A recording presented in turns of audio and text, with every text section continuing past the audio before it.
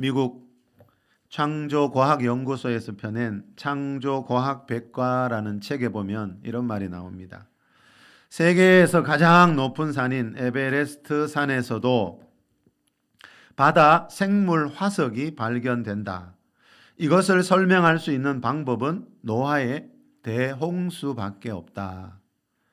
에베레스트 산은 높이가 8,848m나 되는 세계에서 가장 높은 산입니다. 이 말은 이렇게 높은 산에서요, 바다 생물들의 화석이 발견되고 있는 것은 오늘 본문에 나오는 노아의 홍수 외에는 이것을 과학적으로 설명할 수 있는 다른 길이 없다라는 뜻입니다. 화석은 동식물의 시체나 그 흔적이 암석 속에 그대로 남아 있는 것을 말합니다. 이 책에 보니까요, 큰 물고기가 작은 물고기를 잡아먹는 도중에, 다시 말하면 큰 물고기 입에요, 작은 물고기가 반쯤 들어가 있는 상태에서 화석이 되어버린 그 두 물고기의 모습이 나오고 있습니다. 성경에서 말하는 창조론을 믿지 않는 진화론자들은요, 생물이 죽어서 화석이 되기까지는 아주 오랜 시간이 걸린다고 말하는데, 만약 그 말이 맞다면 큰 물고기가 작은 물고기를 입에 물고 있는 상태에서 죽어 화석이 될 수는 없다고 합니다. 큰 물고기가 작은 물고기를 잡아먹는 순간에 대홍수 같은 갑작스러운 충격으로 죽었기 때문에 그런 화석의 모습으로 남아 있다라는 겁니다. 이 과학자들의 관심사인 화석 이야기를 했습니다만, 성경은 과학책이 아니기 때문에 과학적인 증거들을 막 내세우면서 노아의 홍수를 역사적인 사실이라고 말하고 있지는 않습니다. 성경이 어떤 책인지는 성경의 맨 첫 구절인 창세기 1장 1절을 보면 잘 알 수 있습니다. 태초에 하나님이 천지를 창조하시니라. 자, 성경은 태초에 하나님이 천지를 창조하신 것을 과학적으로 설명해 주는 것이 아니라, 태초에 하나님이 천지를 창조하셨다는 이 말씀을 믿느냐 믿지 않느냐 우리에게 이렇게 묻고 있습니다. 이 창세기 1장에 보면요, 사람의 생명이 어디에서 와서 어디로 가는지를 가르쳐주는 분명한 구절들이 있습니다. 우리 창세기 1장 26절 7절 말씀 한번 읽어보겠습니다. 하나님이 시작. 하나님이 이르시되 우리의 형상을 따라 우리의 모양대로 우리가 사람을 만들고 그들로 바다의 물고기와 하늘의 새와 가축과 온 땅과 땅에 기는 모든 것을 다스리게 하자 하시고, 하나님이 자기 형상 곧 하나님의 형상대로 사람을 창조하시되 남자와 여자를 창조하시고. 아멘. 자, 하나님이 자기 형상 곧 하나님의 형상대로 사람을 창조하셨다는 말은요, 사람은 원숭이에서 진화되어 지금의 이 모습을 하고 있는 것이 아니라 이 세상에 처음 존재할 때부터 지금의 이 모습을 하고 있었다라는 뜻입니다. 학교 교과서에는 사람은 원숭이에서 진화되었다는 진화론을 가르치고 있지만, 성경은 사람은 하나님이 창조한 피조물이라는 창조론을 말씀하고 있습니다. 이 창조론과 진화론은요, 내 인생이, 내 생명이, 나라는 생명이 어디에서 와서 어디로 가는지에 대한 내 인생에서 가장 중요한 문제입니다. 우리나라 삼성그룹 창업주인 고 이병철 회장님이 암에 걸려 죽기 몇 달 전에 어느 신부님에게 24가지 질문이 담긴 편지를 보낸 적이 있었는데, 그 24가지 질문은요, 삼성그룹의 미래에 대한 것이 아니고 돈에 대한 것이 아니고 거의 다 이 성경에 나오는 문제들입니다. 그 24가지 질문 중에 첫 번째 질문이 뭔가 하면요, 신의 존재를 어떻게 증명할 수 있는가입니다. 두 번째 질문은요, 신은 우주 만물의 창조주라는데 무엇으로 증명할 수 있는가입니다. 이 두 가지 질문에 대한 답이 뭔가 하면 여러분, 믿음으로입니다. 믿음. 과학으로도 세상 어떤 지식으로도 하나님을 증명할 수는 없습니다. 하나님이라는 존재는 믿으면 보게 되고 만나게 됩니다. 이 회장님은 우리나라 최고의 부자였지만요, 이분이 죽기 직전에 관심을 가졌던 것은 돈이 아니고 사업 이야기가 아니고 성경에서 말하는 신이라는 존재가 진짜 있는가, 이 문제였습니다. 죽음을 앞두고 돈이 뭐가 필요하겠습니까, 여러분? 죽음이 가까우니까 여러분, 하나님을 믿지 않는 사람들도 이렇게 하나님을 찾게 되는 이유는요, 사람은 하나님이 창조한 피조물이기 때문입니다. 사람은 하나님이 창조한 피조물이기 때문에요, 하나님을 믿지 않는 사람들도 죽음이 가까워오면 본능적으로 창조주 하나님에 대한 관심이 생기게 되고 천국과 지옥에 대한 관심이 생기게 되는 것입니다. 한국창조과학회 이사로 있는 김치원 목사님이 쓴 위기의 한국교회에 성경적 창조론 교육 시급하다라는 제목의 글이 국민일보에 실린 적이 있는데, 이 글에 이런 말이 나옵니다. 찰스 다윈의 진화론이 나온 이후 150년 동안 영국은 물론 유럽 교회는 거의 전멸 상태에 있으며 미국 교회와 전 세계 교회도 진화론 바이러스에 무너져가고 있다. 대부분의 현대인은 매스컴과 학교에서 주입된 진화론 바이러스에 감염된 환자와 같다. 현재 이 세상은 진화론이 사람들의 정신세계를 지배하고 있다. 원숭이에서 진화되어 지금의 이 모습을 하고 있다는 진화론이 사람들의 정신세계를 지배하고 있기 때문에 창조주 하나님이 보이지가 않는다는 겁니다.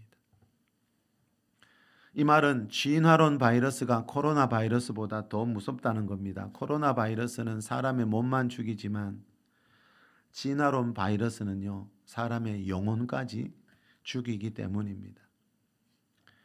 하나님을 믿지 않는 과학자들이 쓴 과학 교과서에 보면요, 우리가 살고 있는 이 지구를 포함해서 이 우주는 어느 날 대폭발에 의해서 탄생했다고 하는 빅뱅 이론을 주장하고 있습니다. 빅뱅 이론에 의하면요, 대폭발 이후에 태양계가 생기고 지구가 생겼다 그럽니다. 그리고 또 어느 날 생명을 가진 세포가 우연히 생기게 되고 이 세포가 점점 진화해서 다양한 생물이 되고 동물이 되고 그 중에 하나가 원숭이인데 또 이 원숭이가 점점점 진화해서 지금의 사람이 되었다는 것이 진화론입니다. 그런데 여러분, 과연 이 진화론이 과학적으로 검증된 사실인가 하는 것입니다. 과학자들이 주장한다고 해서 다 과학적인 증거가 있는 것은 아닌데, 사람들은 과학자의 말에는 어떤 과학적인 증거가 있겠지 이렇게 막연히 무턱대고 믿는 경향이 아주 많이 있습니다. 김재욱 작가가 쓴 창조과학 100이라는 책에 보면 이런 말이 나옵니다. 영국 자연사 박물관의 고생물학자인 콜린 패티슨이 1981년 시카고 자연사 박물관의 진화론 회의에서 한 말입니다. 나는 20년 이상 진화론을 연구했으나 무엇 하나 제대로 알 수 없다는 사실에 놀라게 되었다. 20년을 허비한 셈이다. 나는 여러 학자들에게 진화론에 대해 무엇을 아는지 진화의 증거를 하나라도 대보라고 했다. 그러나 그들은 한결같이 침묵했다. 여러분도 과거에 진화론에 대해 공감했다면 지식이 아닌 믿음을 통해서였을 것이다. 나도 예외는 아니다. 진화론은 과학적인 사실이 아닐 뿐더러 오히려 그와 정반대인 듯하다. 진화론이 과학적 사실이 아닐 뿐더러 그것과 정반대라는 말은요, 진화론은 과학적인 증거가 있는 과학이 아니라 창조론처럼 믿느냐 믿지 않느냐 믿음의 문제라는 겁니다. 그렇게 수많은 과학자들이요, 그렇게 오랜 세월을 이 진화론의 증거를 찾기 위해서 연구하고 있었지만요, 과학자들이 인정할 만한, 사람들이 인정할 만한 그런 진화론의 증거가 발견되지 못했습니다. 지금까지. 세상에 그렇게 많은 과학자들이 있는데. 여러분, 사람들이 진화론을 주장하는 결정적인 이유 중에 하나가 뭔지 아세요? 창조론이 싫어서입니다. 성경에서 말하는 이 창조론을 믿기 싫어서입니다. 하나님이라는 존재를 믿는 순간에 내 인생을 내 마음대로 살지 못하기 때문에, 어둠에 있는 자들은 빛을 싫어하기 때문에 그런 겁니다. 지난 2018년 6월에 근거 없는 진화론, 미국 스위스 과학자들 진화론 뒤집는 연구 결과 발표라는 제목의 기사가 난 적이 있는데, 여기 보면 이런 내용이 나옵니다. 현존하는 생물 종의 90%는 거의 같은 시기에 나타났으며 생물 종은 명확하게 유전적 경계가 나뉘어져 서로 다른 두 종 사이에 중간 종이 없다. 다윈의 진화론을 뒤흔들 수 있는 이 같은 연구 결과가 지난달 30일 인류 진화학 학술 전문지인 저널 오브 휴먼 에볼루션에 실려 관심이 모아지고 있다. 이 논문의 저자는 미국 뉴욕 록펠러 대학 마크 스코클과 스위스 바젤대의 데이비드 세일러 교수이다. 자, 서로 다른 두 종 사이에 중간종이 없다라는 말이 나왔는데요. 이 교수들이 사람을 포함해서 이 지구상에 생존하고 있는 생물 10만 종의 DNA 바코드를 분석해 보니까요, 서로 다른 두 종 사이에는 중간종이라는 게 없다고 합니다. 중간종이 뭔가 하면 여러분, 중간종이란 원숭이에서 사람으로 서서히 진화되었다면 그 중간의 모습이 있을 거 아닙니까, 여러분? 지금 원숭이하고 지금 사람하고 모습에 중간이 있을 거 아닙니까? 그런데 그 중간의 모습을 하고 있는 화석들이 있어야 되는데, 전 세계에서 발견되고 있는 아주 옛날에 오래된 화석들 중에 어디에도 이 중간종의 화석들이 발견된 적이 없다는 겁니다. 서로 다른 두 종 사이에는, 원숭이와 사람 사이에는 중간종이라는 게 있을 수가 없다라는 겁니다. 이 말은 진화론은 과학적인 증거를 가지고 있는 과학적인 사실이 아니라 하나의 가설이고 추측이고 이론이라는 거예요. 그래서 이 기사에서 뭐라 그런다 그랬죠? 근거 없는 진화론이라는 제목을 붙이는 겁니다. 여러분, 창조론과 진화론 중에 무엇을 믿느냐에 따라 그 사람의 한 번뿐인 인생은 하늘과 땅만큼이나 달라지게 됩니다. 이것은 이 세상에서 가장 중요한 문제입니다. 누구에게나 한 번뿐인 인생에. 히브리서 11장 6절에 믿음이 없이는 하나님을 기쁘시게 하지 못하나니라는 말씀이 있는데요, 이 말씀은 이렇게 바꿀 수도 있습니다. 믿음이 없이는 하나님을 만날 수 없나니.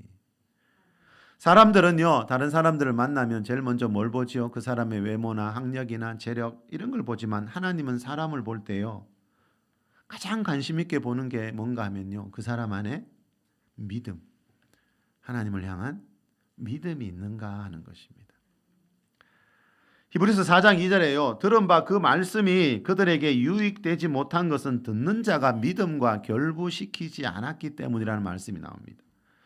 자, 그 말씀이 뭔가 하면 여기서 말하는 그 말씀은 그 바로 앞장 히브리서 3장에 나오는 모세가 이스라엘 백성들, 광야교의 성도들에게 전했던 하나님 말씀을 말합니다. 들은 바 그 말씀이 그들에게 유익되지 못한 것은 듣는 자가 믿음과 결부시키지 않았기 때문이다. 이 말씀을 뒤집어 보십시오, 여러분. 유익이란 말이 나왔지요.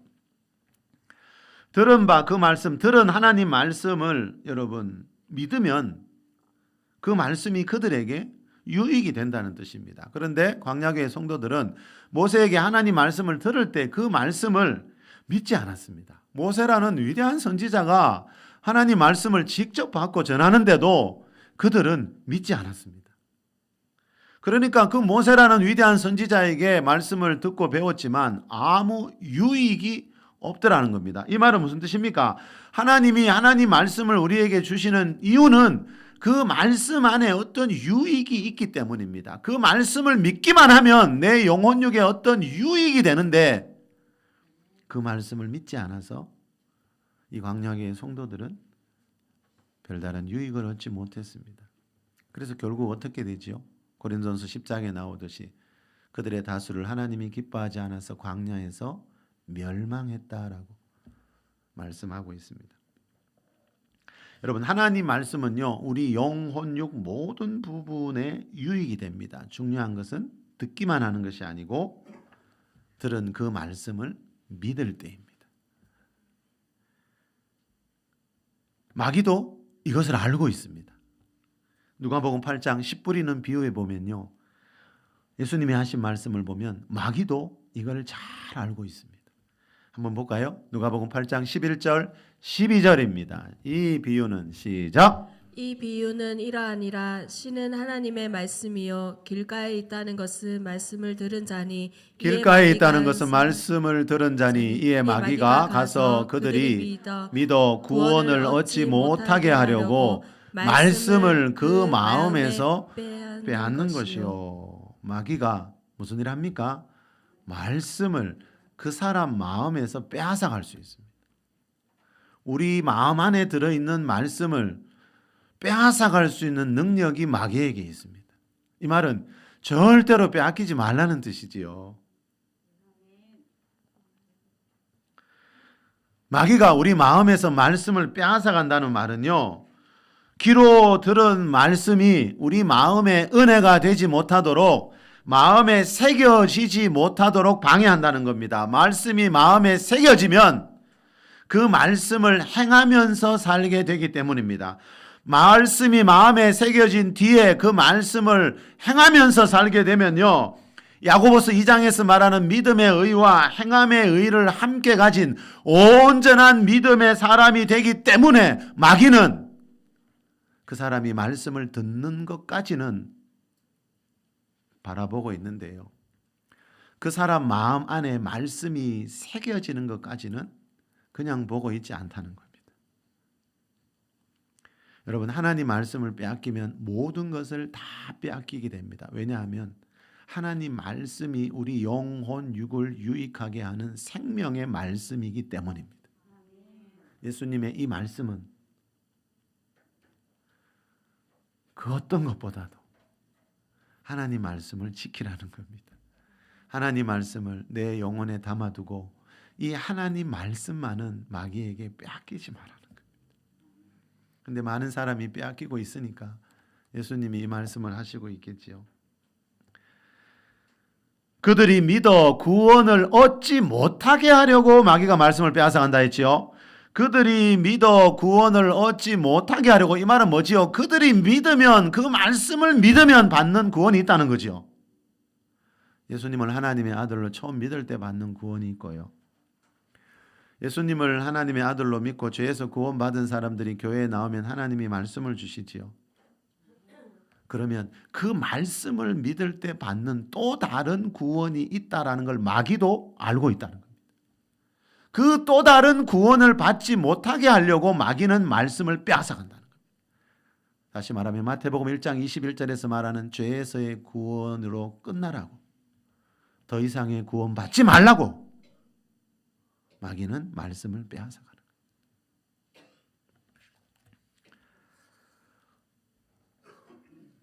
오늘 본문이 말하는 것도 이것에 대한 겁니다. 다시 말하면 모세가 전한 말씀이 광야교회 성도들에게 유익이 되지 못한 것은 무슨 이유 때문이라고요? 그들이 그 말씀을 믿지 않았기 때문이다.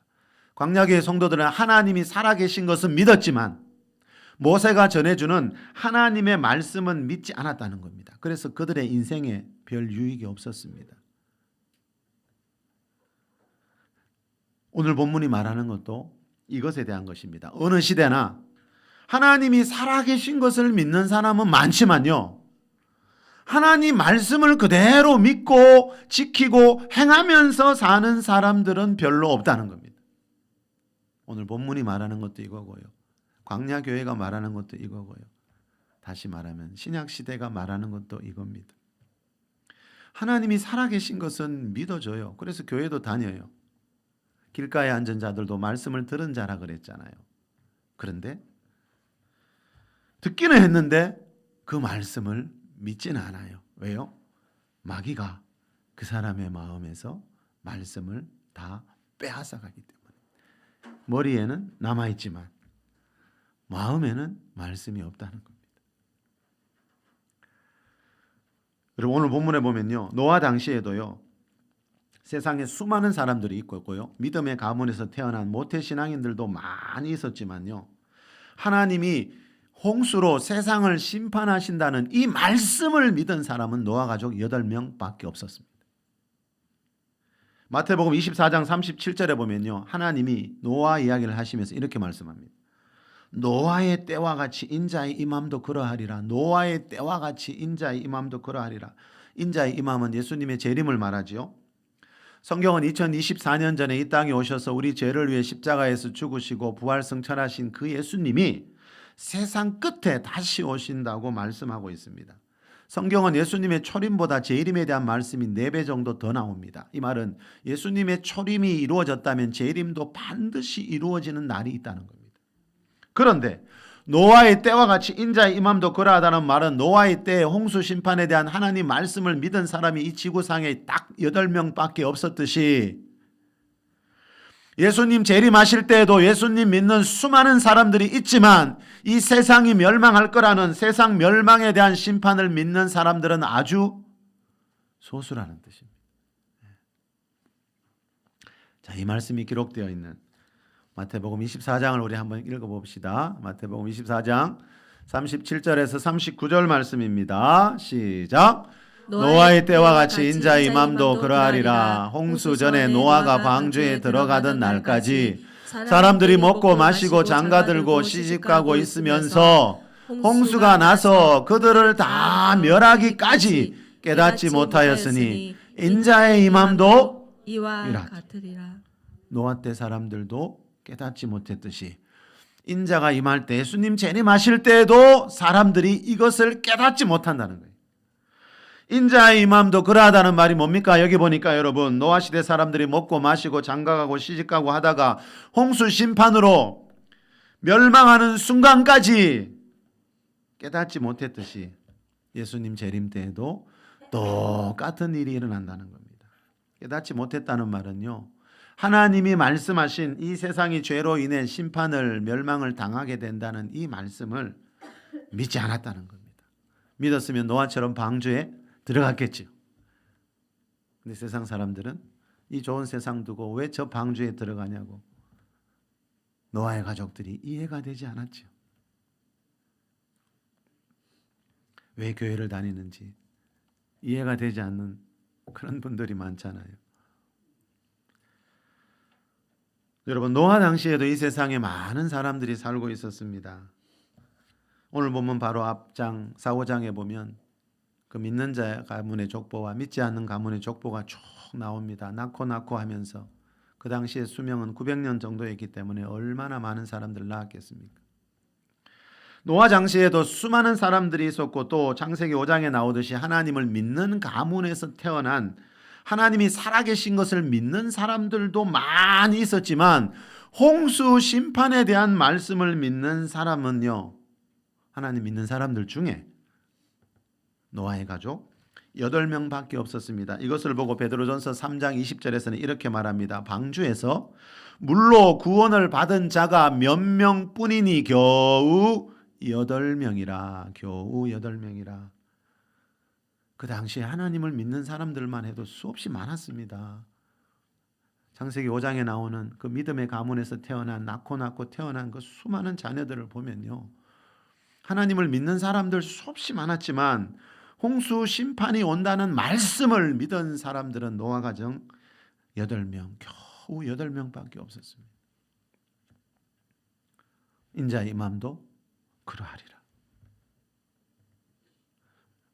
여러분, 물로 말미암아 구원을 받았다는 말은 뭐지요? 그 홍수 심판에서 건짐을 구원을 받았다는 뜻이고, 홍수 심판에서 구원을 받았다는 말의 의미는 뭔가 하면 지옥이라는 심판에서 구원을 받았다라는 뜻입니다. 오늘 본문 5절 이하에 나오는 말씀을 보면 노아 시대의 홍수 심판은 천국과 지옥에 대한 이야기라는 것을 알 수가 있습니다. 자, 오늘 본문 창세기 6장 5절에서 7절 말씀 우리 한번 더 읽어보겠습니다. 5절에서 7절입니다. 여호와께서 시작. 여호와께서 사람의 죄악이 세상에 가득한가 그의 마음으로 생각하는 모든 계획이 악할 뿐임을 보시고 땅 위에 땅이 사람 지으셨음을 지으셨음을 한탄하사 마음에 근심하시고 이르시되 내가 창조한 사람을 내가 지면에서 쓸어버리되 사람으로부터 가축과 기는 것과 공중의 새까지 그리하리니 이는 내가 그것들을 지었음을 한탄함이니라 하시니라. 하나님이 사람 지으신 것을 한탄하시고 있습니다. 7절에 보니까요, 내가 창조한 사람을 내가 지면에서 쓸어버리되 그랬습니다.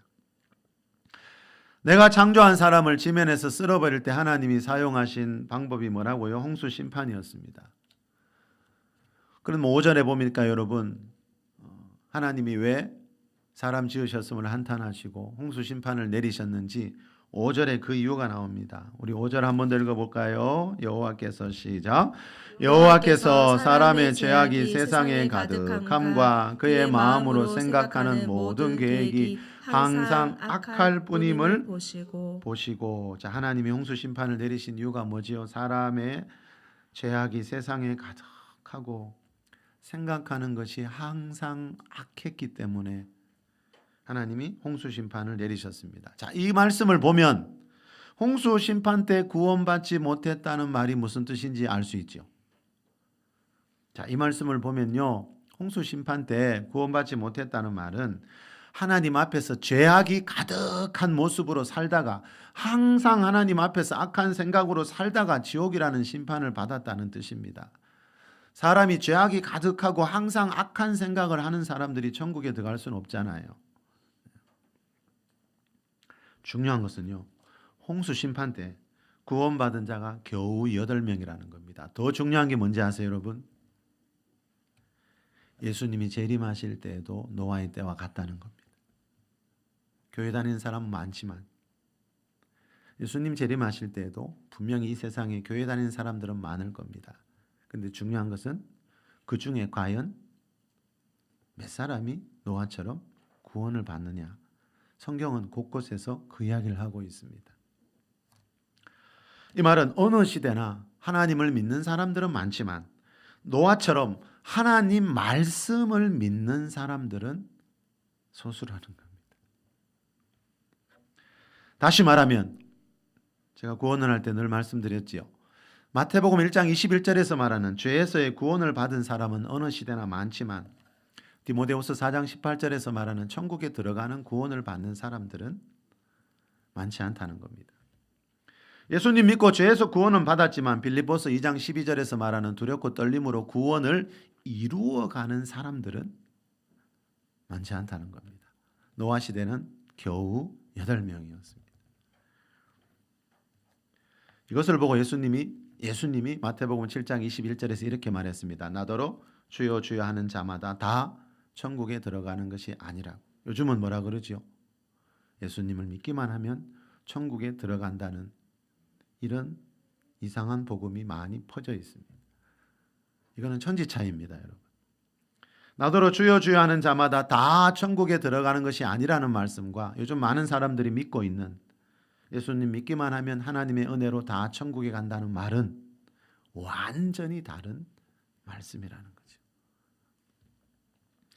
기독교 월간지인 신앙계의 성형경 목사님이 이런 제목의 글을 올린 적이 있습니다. 노아의 때부터 인자의 임함 때까지 구원은 같다. 자, 예수님이 노아 이야기 하시는 이유가 뭐라고요? 구원에 대한 이야기입니다. 천국 지옥 이야기입니다. 노아의 때부터 인자의 임함 때까지 예수님 재림 때까지 구원의 길은 똑같다는 겁니다. 이 제목의 글에 보니까 이런 말이 나옵니다. 요즘 구원의 길을 들으면 이렇게 천국 가는 것이 쉽다면 누가 구원을 받지 못할 수가 있겠습니까? 라고 묻고 싶어진다. 요즘 한국교회가 이렇다는 겁니다, 여러분. 많은 사람들이 말하는 구원의 길을 들어보면 이것만큼 쉬운 길이 없다는 거예요. 예수님은 그 길이 좁고 협착해서 찾는 이가 적다 그랬는데 전부는 아니지만 그죠? 한국 교회에 많이 퍼져 있는 구원론을 보면 정말 천국 가는 길만큼 쉬운 게 없어요. 예수님 믿는다고 영접기도 한번 하고 교회만 다니면 다 천국이라면 그 길은 절대로 좁은 길이 아니지요. 예. 요즘 구원의 길을 들으면 이렇게 천국 가는 것이 쉽다면 누가 구원을 받지 못할 수가 있겠습니까? 라고 묻고 싶어진다. 노아의 때와 같이 인자의 임함 때도 같다. 그 당시 방주에서 구원을 얻은 자가 겨우 8명이었다. 라멕은 182세에 노아를 낳고 595년 동안 자녀를 낳았으니 노아의 형제들만 해도 얼마나 많았을까? 그런데 그 당시 하나님과 동행한 의인은 노아밖에 없었다. 노아의 직계 가족 8명만 겨우 방주 안에 들어갈 수 있었다. 창세기 4장 5장이 말하는 게 이겁니다, 여러분. 믿음의 가문에서 태어났지만 노아 형제들요. 노아처럼. 노아는 홍수 심판에서 구원을 받았는데 노아의 형제들은 구원받지 못했다는 겁니다. 노아의 형제들도 노아처럼 믿는 아버지 밑에서 태어나서 어려서부터 주여 주여 하면서 하나님을 믿었지만 천국에 들어가지 못했다는 겁니다. 자, 이 시간 본문인 창세기 6장 바로 앞에 나오는 창세기 5장에 보면 노아의 형제들 이야기가 나옵니다. 노아처럼 똑같이 믿음의 가문에서 태어나서 부모에게 신앙을 물려받았지만 홍수 심판에서 노아는 구원을 받았는데 노아의 형제들은 왜 구원을 받지 못했는지 우리는 알고 있어야 한다는 겁니다. 왜냐하면 구약은 신약의 모형이고 예표이기 때문입니다. 노아 이야기는 옛날 이야기가 아니고 신약 시대에 일어날 일들을 미리 보여주고 있기 때문입니다. 인자의 임함이 노아의 때와 같다는 말은요, 노아 이야기는 아주 옛날 이야기가 아니고 신약 시대 우리 그리스도인들의 이야기라는 뜻입니다. 자, 이 시간 본문 바로 앞장인 우리 창세기 5장 3절에서 5절 말씀 한번 읽어보겠습니다. 5장 3절에서 6절까지 읽어볼까요? 아담은 시작. 아담은 130세에 자기의 모양 곧 자기의 형상과 같은 아들을 낳아 이름을 셋이라 하였고 아담은 셋을 낳은 후 800년을 지내며 자녀들을 낳았으며 그는 910세를 살고 죽었더라. 셋은 105세에 에노스를 낳았고. 자, 아담이 낳은 셋이라는 아들은요, 아담의 아들 가인이 동생 아벨을 죽인 뒤에 하나님이 아벨 대신 주신 아들입니다. 그 4장 마지막 부분에 나오죠. 다시 말하면 셋은 아벨처럼 하나님이 찾으시는 예배자였다는 겁니다.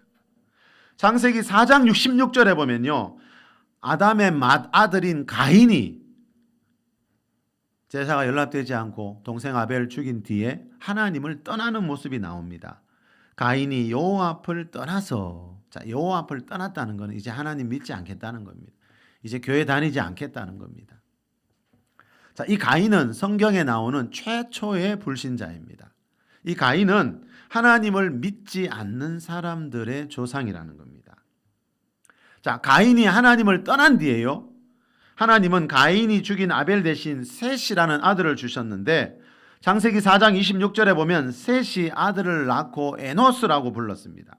그리고 그때 사람들이 비로소 여호와의 이름을 불렀다는 말씀이 나옵니다. 그때 사람들이 여호와의 이름을 불렀다는 말은 사람들이 우리처럼 이렇게 모여서 여호와 하나님을 함께 예배하기 시작했다는 겁니다. 자, 아벨 대신 주신 셋은 이렇게 아벨처럼 하나님이 찾으시는 예배자였습니다. 자, 방금 읽은 5장 6절에도 셋은 105세에 에노스를 낳았다는 말이 나오지요. 그리고 그 밑에 보면 또 이 에노스도 아들을 낳고 또 그 아들도 또 아들을 낳고 이렇게 낳고 하면서 5장 30절에 내려가 보십시오. 5장 30절에 보면 라멕이 노아를 낳은 후라는 말씀이 나옵니다. 이 라멕은 셋의 9대손입니다. 노아는 셋의 10대손입니다. 자, 이 창세기 5장 30절에서 32절까지도 한번 읽어봅시다. 라멕은 시작. 라멕은 노아를 낳은 후 595년을 지내며 자녀들을 낳았으며 그는 777세를 살고 죽었더라. 노아는 500세 된 후에 셈과 함과 야벳을 낳았더라. 자, 30절에 보니까 라멕은 노아를 낳은 후에 또 595년을 지내면서 자녀들을, 노아의 동생들을 많이 낳았다는 뜻이죠. 자, 노아의 아버지 라멕은요, 셋의 9대손입니다. 낳고 세알려 보면 9대손이고요. 그러니까 노아는 셋의 10대손입니다. 다시 말하면 믿는 가문에서 태어난 모태 신앙인들이라는 겁니다. 이 5장에 나오는 이 족보는요, 믿는 가문의 족보입니다. 4장에 나오는 가인이 여호와 앞을 떠나서 낳고는요, 불신자의 족보입니다. 이 세상 모든 사람들은요, 이 둘 중에 하나에 속해 있습니다. 자, 그런데 여러분 한번 생각해 보세요. 라멕이요, 이 경건한 셋, 예배자 셋의 9대손인 라멕이 자녀들 많이 낳았는데 노아에게만 신앙을 물려줬겠습니까? 아니겠지요. 이 말은 노아의 동생들도, 노아의 친형제들도 다 모태 신앙인이고 어려서부터 신앙 교육을 받은 하나님을 믿는 사람들이라는 겁니다. 그렇지만 오늘 본문 8절에 나오듯이 노아 홍수 때, 홍수 심판 때 노아만이 하나님의 은혜를 입고 그 형제들은 다 홍수 심판에 쓸려갔습니다. 자, 오늘 본문 8절로 안 가보실래요, 여러분? 창세기 6장 8절. 그러나 노아는 여호와께 뭘 입었지요? 은혜를 입었더라. 우리 은혜라는 말 성경에 정말 많이 나오지요. 그런데 여러분, 성경에서 말하는 은혜는 한 가지만 있는 게 아닙니다. 그죠? 하나님이 우리에게 주시는 다양한 은혜가 있습니다. 그죠? 자, 여기서 말하는 이 은혜가 성경에서 말하는 최고의 은혜입니다. 노아는 여호와께 은혜를 입었더라. 이 말씀이 뭐지요? 이 은혜가 무슨 은혜인가 알려면 앞뒤 문맥을 읽어보면 되지요. 구원을 할 때 늘 말씀드리지요. 성경에 구원이라는 말의 의미가 수십 가지가 나오는데 그 구원이 무슨 의미의 구원인가를 알려면 앞뒤 문맥을 읽어봐야 됩니다. 여기서도 마찬가지입니다. 노아는 여호와께 은혜를 입었는데 이때 노아가 입은 은혜가 도대체 무슨 은혜인지를 알려면 앞뒤에서 지금 무슨 말을 하고 있는지를 알아야 한다라는 겁니다. 자, 여기서 말하는 은혜는 무슨 은혜입니까? 홍수 심판에서 멸망하지 않고 구원받는 은혜. 다시 말하면 심판 때 멸망받지 않고 천국에 들어가는 은혜입니다. 자, 여러분, 노아의 형제들은 그러면 왜 노아처럼 은혜를 입지 못했는지, 왜 노아만이 이런 은혜를, 이 은혜, 8절에서 말하는 이 은혜를 입었는지 그 이유가 9절에 나옵니다. 우리 오늘 본문 창세기 6장 9절에서 12절까지 우리 한 번 더 읽어봅시다. 이것이, 시작! 이것이 노아의 족보니라. 노아는 의인이요 당대의 완전한 자라. 그는 하나님과 동행하였으며 세 아들을 낳았으니 셈과 함과 야벳이라. 그때 온 땅이 하나님 앞에 부패하여 포악함이 땅에 가득한지라. 하나님이 보신즉 땅이 부패하였으니 이는 땅에서 모든 혈육 있는 자의 행위가 부패함이었더라. 땅에 있는 모든 혈육을 가진 사람들의 행위가 부패했다는 말은 노아의 가족 8명만이 행위가 부패하지 않았다는 겁니다. 이 말은 노아의 형제들도 다 모태신앙인이지만 그들이 구원받지 못한 이유는 행위가 부패했기 때문이라는 겁니다. 하나님을 믿지 않는 사람들처럼 똑같이 살았다는 겁니다. 안식일에 제사는 드리지만 5절 표현대로 하면 여러분, 사람의 죄악이 세상에 가득하고 생각하는 것이 모든 것이 악할 때 이 노아의 형제들도 그죠? 그 세상의 죄악 속에서 그 악한 생각 가지고 살았다는 겁니다. 그러나 노아의 가족 8명은 9절에 나오듯이 의인이요 당대의 완전한 자라. 그는 하나님과 동행하였으며 그랬습니다. 하나님과 동행했다는 것은 노아는 세상 사람들처럼 죄악 속에서 살지 않고 그 죄 버리고 하나님 말씀을 따라서 살았다는 뜻이지요. 믿음의 의만이 아니고 행함의 의도 가지고 있었다는 뜻이지요. 그래서 하나님은 노아와 노아의 가족들에게 8절에서 말하는 은혜를 베풀어 주신 겁니다. 여러분, 노아의 형제들도 믿는 가문에서 태어난 은혜는 받았습니다. 저는 믿는 가문에서 태어난 사람들이 정말 부럽더라고요. 나중에 하나님 만나고 은혜를 받고 보니까 처음부터 믿는 가문에서 태어나서 하나님을 믿는 사람들이 정말 부러웠습니다. 여러분, 태어날 때 내 부모님이 믿는 사람이고 믿는 가정이라는 거, 그것도 큰 은혜입니다. 노아의 형제들도 그 은혜는 받았습니다. 그러나 8절에서 말하는 노아가 받은 이 은혜는 받지 못했다는 것을 우리는 꼭 기억해야 합니다.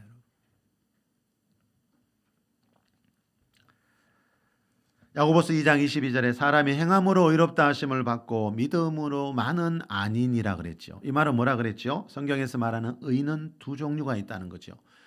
믿음의 의가 있고 행함의 의가 있습니다. 이 신칭의가 성경에서 말하는 진리의 전부가 아니라 그랬죠. 그건 일부분입니다. 예수 처음 믿을 때 이야기입니다.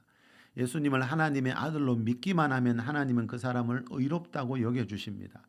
그런데 그 믿음의 의를 가진 사람들은 반드시 주님의 몸인 교회를 다니게 됩니다. 그러면 주님이 그때 그 사람들에게 이 하나님 말씀을 주십니다. 그리고 이 말씀을 지켜 행할 때 다시 한번 그 사람을 의롭다 합니다. 그걸 뭐라 그랬죠? 야고보서 2장 22절에서는 온전한 믿음이라 그랬습니다. 행함을 강조하면 많은 사람들이 천국은 행함으로 가냐고, 당신 율법주의자냐고 막 그런 말들 많이 하죠. 행함을 강조하면 율법주의자가 되는 게 아니고 여러분, 믿음의 의와 행함의 의를 함께 가진 야고보서 2장 22절에서 말하는 온전한 믿음의 사람이 됩니다. 천국은 믿음으로 가는 나라가 맞습니다. 그런데 여기서 말하는 믿음은 많은 사람들이 말하는 것처럼 어떤 행함도 필요 없고 믿기만 하면 되는 그 오직 믿음이 아니라, 오직 믿음은 예수님을 처음 믿을 때 죄에서 구원받을 때 이야기라 그랬죠. 예수님을 하나님의 아들로 믿기만 하면 어떠한 행위도 필요 없이 죄에서 구원받아 하나님의 자녀가 됩니다. 그런데 여러분, 그렇게 믿음의 의를 가지고 죄에서 구원받았으면 그 뒤에는 반드시 하나님 말씀을 행하는 행함의 의도 가져야 한다는 겁니다. 노아와 노아의 형제들의 다른 점이 뭐지요? 노아의 형제들은 믿음의 의는 있었지만 믿음의 가문에서 태어나서 부모에게 신앙교육 받으면서 자랐거든요. 노아처럼. 그러나 믿음의 의는 있었지만 이 노아처럼 하나님 말씀을 믿고 행하는 행함의 의는 없었다는 겁니다. 마태복음 13장에 나오는 천국 비유에 나오지요. 예수님 재림 때 천사들이 뭐 한다 그랬죠? 의인 중에 악인을 갈라내어 풀무불에 던져 넣는다 그랬죠. 이상하게 이런 이야기는 잘 안 해요. 의인 중에 악인이 있다는 이야기 잘 안 하잖아요. 성경은 여러분, 예수님 믿지 않는 사람들을 성경 어디에도 의롭다고 하는 곳이 없습니다. 이 말은 의인은 믿음의 의를 가진 자들이라는 거예요. 그런데 믿음의 의를 가진 의인이지만 그 의인 중에 악인이 있습니다. 누가요? 행함의 의가 없는 자들. 노아의 형제 같은 사람들. 성경은 분명히 이렇게 말씀하고 있습니다. 베드로후서 3장에 보면요, 이 노아 홍수 이야기를 하면서 오후 시간에 살펴볼 건데요, 이 베드로후서 3장에 나오는 단어들이 뭔가 하면 노아 홍수 이야기도 나오고요, 강림, 주의 날, 새하늘, 새 땅, 구원 같은 예수님의 재림과 관계된, 천국과 지옥과 관계된 말들이 나오는데, 베드로서 3장 11절에 이런 말씀이 있습니다. 거룩한 행실과 경건함으로 하나님의 날이 임하기를 바라보고 간절히 사모하라. 여러분, 하나님의 날, 예수님 재림의 날, 천국의 날이 있다는 것을 믿는 사람들은 오직 믿음이 아니고 거룩한 행실과 경건함으로 그 하나님의 날이 임하기를 바라보고 사모해야 되거든요. 노아처럼 심판의 날에 구원받는 사람들은요, 거룩한 행실과 경건함으로 살았던 사람들입니다. 레위기 11장 45절에 보면요, 하나님이 내가 거룩하니 너희도 거룩하라고 하나님 백성들에게 말씀해요. 이 거룩이라는 말이 나오는데요, 성경에서 말하는 하나님의 다양한 성품이 있는데요, 그 중에 가장 대표적인 성품이 바로 거룩입니다. 거룩은 죄가 없는 것을 말합니다. 거룩은 죄의 반대말입니다. 자, 하나님이 하나님의 자녀들에게 가장 원하시는 것은요, 오직 하나님을 믿기만 하라는 것이 아니고요, 하나님을 믿고 난 뒤에 믿음의 의를 가진 뒤에 거룩한 행실과 경건함으로, 즉 행함의 의를 가지고 살아가는 것입니다. 왜냐하면 하나님은 거룩하신 하나님이기 때문입니다. 끝으로 케빈 드용이라는 목사님이 그리스도인의 구멍난 거룩이라는 책에서 하는 말을 하나 소개시켜 드릴게요.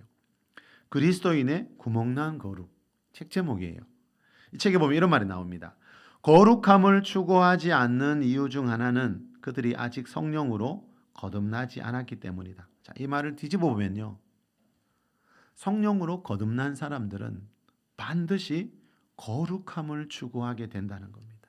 왜요? 그게 우리가 믿는 영원의 아버지 하나님의 성품이기 때문입니다. 여러분, 교회가 아무리 커도 여러분 거룩하지 않으면 그 교회는 죽은 교회입니다.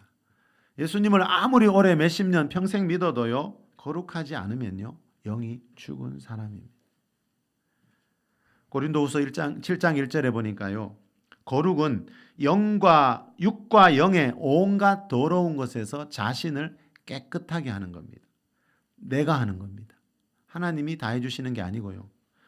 육과 영의 온갖 더러운 것에서 자신을 깨끗하게 하자. 사도 바울이 이렇게 말합니다. 내가 해야 될 일이 있다는 겁니다. 이 세상은 어느 시대나 여러분, 노아 시대도 지금도 세상에 나가면 우리의 육과 영을 더럽히는 온갖 것들이 있습니다. 자, 그 속에서 자신을 깨끗하게 하는 것, 그 속에서 물들지 않고 세상 사람들이 어떻게 살든지 어떤 말을 하든지 어떤 행동을 하면서 돈을 벌든지 그거 따라가지 않고 내 육과 영을 더럽히려고 하는 그것들에게서 자신을 깨끗하게 하는 것이 그게 거룩입니다. 여러분, 거룩하신 하나님이 가장 기뻐하는 게 뭐겠습니까? 거룩한 사람입니다. 자, 그러면 여러분, 이 세상은 어느 시대나 노아 때만이 아니고 죄악이 가득한 세상인데, 그러면 그 속에서 어떻게 해야 자신을 깨끗하게 할 수 있는가? 디모데전서 4장 5절에서 가르쳐주고 있습니다. 한번 따라해 보실래요? 하나님의 말씀과 기도로 거룩하여 지민이라. 거룩하여 진다는 말은 내 힘만으로 안 된다는 겁니다. 내가 깨끗하게 하려고 노력은 하지만 깨끗하게 해주시는 분은 하나님이라는 겁니다. 그런데 언제 하나님이 깨끗하게 해주시는가? 이게 중요합니다. 하나님의 말씀과 기도로 거룩하여 지민이라.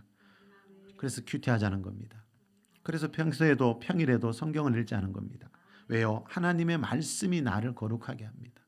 쉬지 말고 기도해야 됩니다. 왜요? 기도하면 하나님과의 관계도 깊어지고 우리 소원도 이루게 되지만 그보다 더 중요한 게 뭡니까? 기도하다가 내가 거룩해집니다. 하나님의 말씀과 기도로 거룩하여 지민이라. 이렇게 사는 사람들에게 주시는 은혜가 뭐라고요? 오늘 본문에서 말하는 노아가 받았던 이 은혜입니다. 이 시간 설교 제목이 뭐죠, 여러분? 노아가 입었던 은혜입니다. 오늘 본문 창세기 6장 8절에서 나오는 노아는 여호와께 은혜를 입었더라. 이 은혜는 성경에 나오는 수십 가지 수백 가지 하나님의 주시는 은혜 중에 가장 중요한 은혜입니다. 환란이 올 때, 7년 대환란이 올 때, 예수님 재림 전에 장세 이래로 없는 환란이 올 때, 그때 필요한 은혜가 이 은혜입니다.